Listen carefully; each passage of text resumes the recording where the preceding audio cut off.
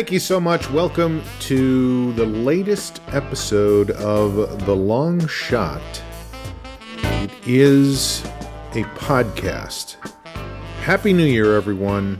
It is the 3rd of January, I guess, that I'm recording this. I don't have my co-host Amber with me. We have not gotten our proverbial shit together, but I figured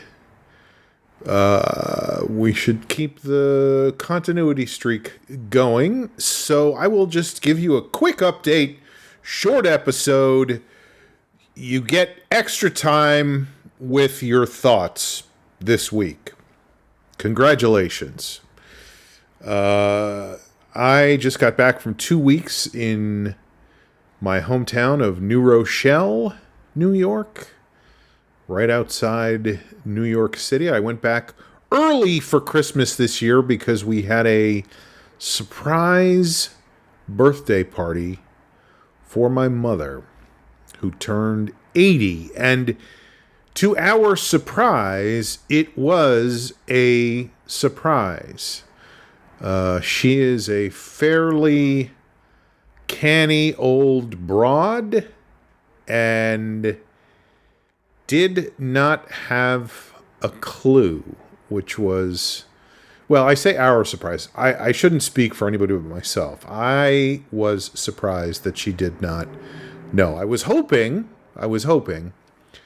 but, you know, this was a whole thing coordinated with, instigated and coordinated by my father. Several of my brothers were heavily involved with the guest list and invitations and who was going to be there and setting up the venue and getting the decorations, and it was a project, you know. It was a lot of work, and they pulled it off. They got away with it.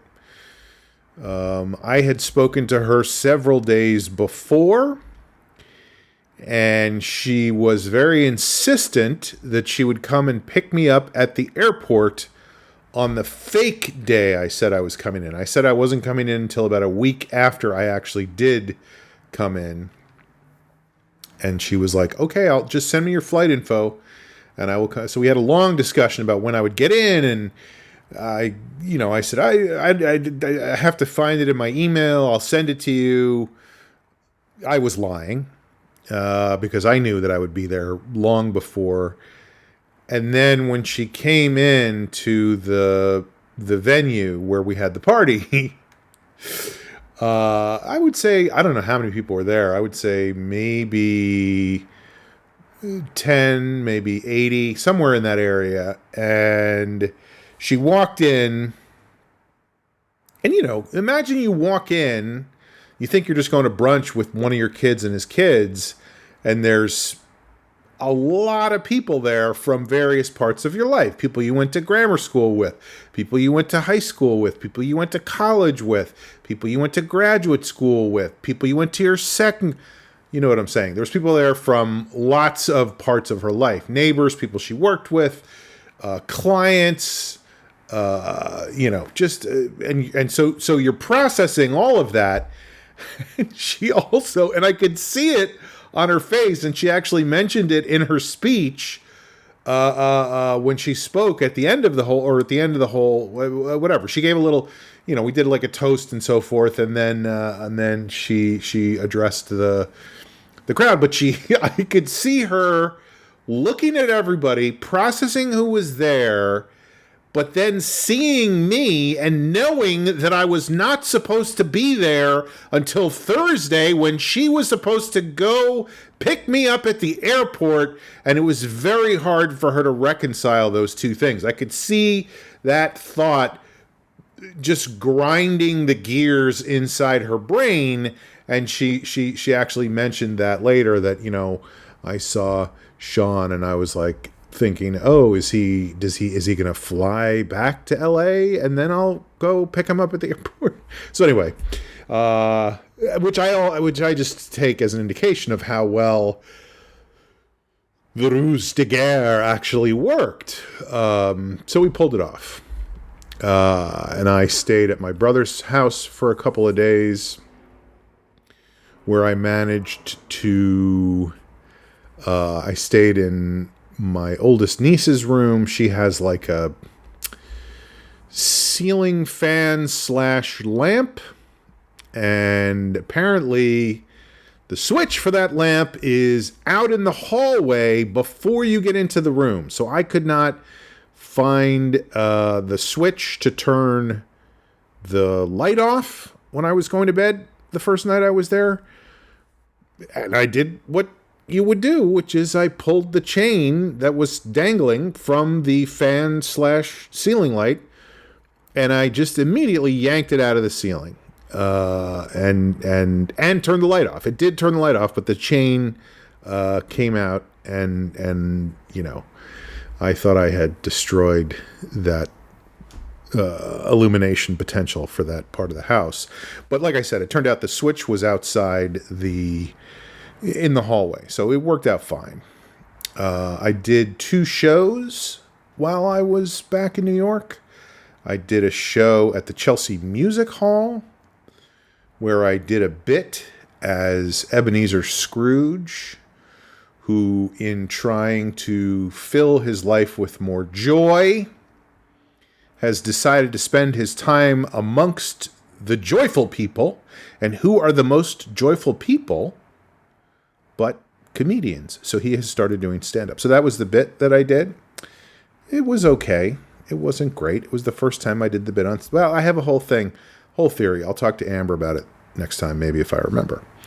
But at that show, I walked in, and there was all of a sudden I just heard somebody go, "Sean!" And I turned, and it was a guy who was sort of in charge of the first ever improv group that I performed with, which was called Falling Rock Zone, which I started performing with in 1989. So think about that. That was 33 years ago that I started performing with them. He had just had his first child when I started working with them. He now has 4 children. He brought all of them to this show. So it was pretty wild. I hadn't seen him in, I don't know how long, maybe 20 years. And of course, it was one of those things where I saw him for 5 minutes before the show, and then by the time the show ended, he was gone. But I contacted him a couple of days later, and we ended up meeting up later in the week, along with a guy that I worked with in another improv group, who was another one of my sort of mentors and people I looked up to when I was starting out doing this whole improv thing. He was in a group I was with called Chicago City Limits, which is where I met Eddie. But this guy was in the resident company of Chicago City Limits, and he just was just a phenomenally funny person who I always very much enjoyed and really liked him as a person. We ended up being writing partners for a while. Partners? Howdy, partner. And so, as it turned out, that guy and the guy who was in charge of my first improv group had met each other in 8th grade and gone through high school together and were very close. So anyway, the 3 of us ended up meeting up one night. I did a second show, which was a stand-up show in a marijuana store.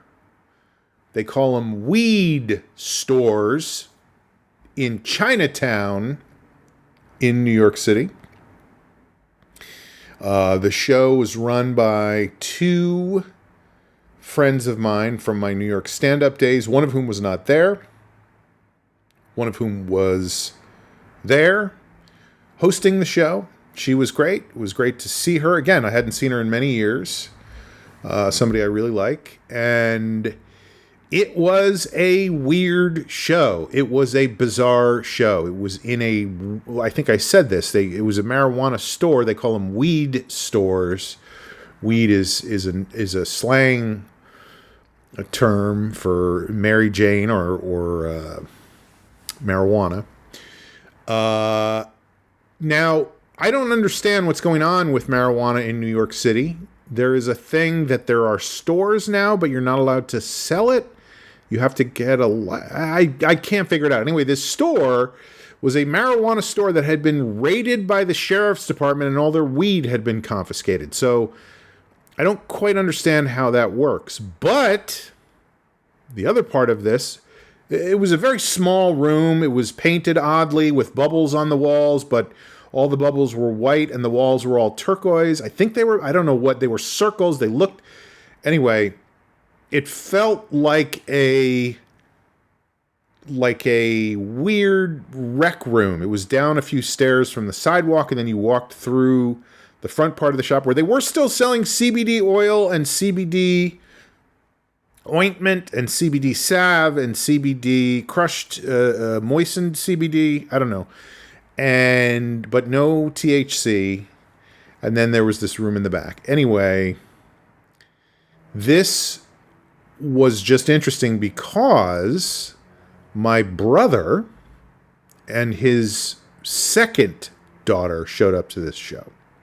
My second oldest niece, who had never seen me do stand-up before. And my brother this is my brother who's very high up in the Manhattan District Attorney's office. So he was in this weed store that had all their weed confiscated because there's weird things going on with the police. Anyway, I could not, he was kind of just like smirking about the fact that they had all their weed confiscated. Not that he is against it or anything, but I think it's like kind of a headache for him right now because the law is so unclear.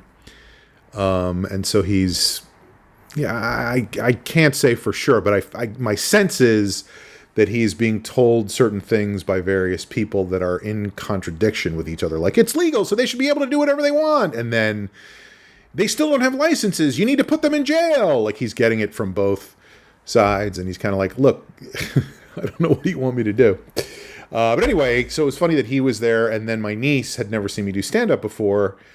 I don't know if she's been to stand-up shows before. It just was weird when the first stand-up got up and said, not to sound like Cassidy Hutchinson, but something to the effect of, I love eating hairy pussy, or something like that. And I'm sitting there next to my 19-year-old niece, and I'm sure she's heard things like that before, and she's 19. It's not like this is brand new information or whatever, but it just was weird. Like, that's the problem with those stand-up shows where you don't know who the people are that are going to be on is people have different ideas of what stand-up is supposed to be. And some people think it's supposed to be filthy and dirty and nasty and crude and gross. And it doesn't have to be clever as long as you go over whatever lines you think people might have. So anyway, there were some comics that were funny and some that were not. And I texted her after the show and said, thank you so much for coming. I want to hear what you thought. And she was like, it was funny. And I was like, no. I want to hear individually, comic by comic. So the next time I saw her, we had a long discussion and she was pretty dead on. But as she said, I think it's cool that I can now tell all my friends that I went to a live stand-up show at a weed store with my father. So, I like that. Anyway, I had a great time in New York. I got to see my family. I got to see some old friends. I love New York City. I went to a party on Christmas Eve in the Village that was a clown party. I'll leave it at that for now. But a very New York experience. And now I'm back in LA, and I'm sure Amber is around as well. And I hope that next week, we get to, do this together, and we'll be back in the swing of things. So thank you so much for listening. Like I said, this was going to be a very brief episode. Turned out longer than I thought, but so be it. I hope you enjoyed. Please hit the subscribe, like, and ring the bell, and swing the hammer. And I will see you next time here on The Long Shot. It's a podcast. It's a podcast. We'll see you next time on this podcast. Thank you. Thank you. Thank you. Good day, good morning, good noon, good night. Good desk, moon.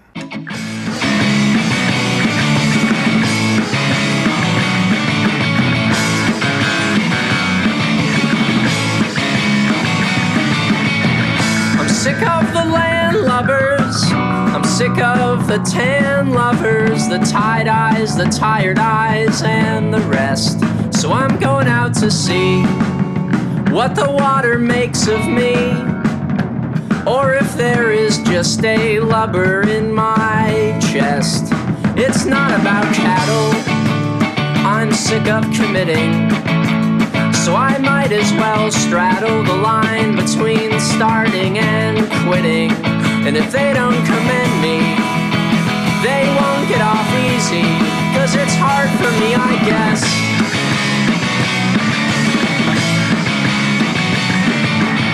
So the song negates my bitterness, and this silly situation is hit or miss. My love for you is nearly gone, between a thorn in my side and a water-bitten ride. I will take the one with more wide-open sky. And if they publish me ever, and I get what is coming about my endeavor, and not about the fact that I'm running a magazine cover, so your future lover will shiver when he reads what's become of me.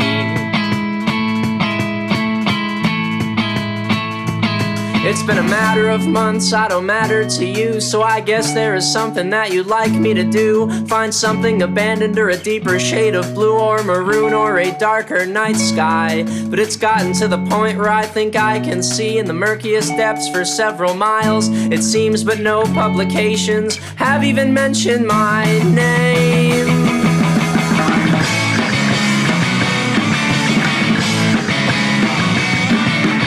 So I started wearing earth tones again. I started feeling alone again. I've started wondering where you are, but it's not like I've seen all the things I need to see, and it's not like I've done all the things I gotta. But I miss you, god damn it, I hate to admit it. I didn't even plan it, but my head went and did it. So I'll stay a bit longer, and I'll hope to get stronger, but I'm weaker than you think.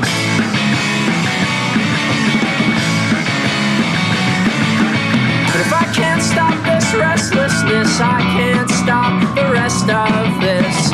I'll take my longing to the shore, and I'm going back westward, so I can counter-sequester myself from yourself, and yourself from the storm. The streets are more quiet than they were when I left them. I won't start a riot, but I guess I've got a couple of questions, like where the hell are you? And what am I to do now that I've returned, and my bridges have been burned?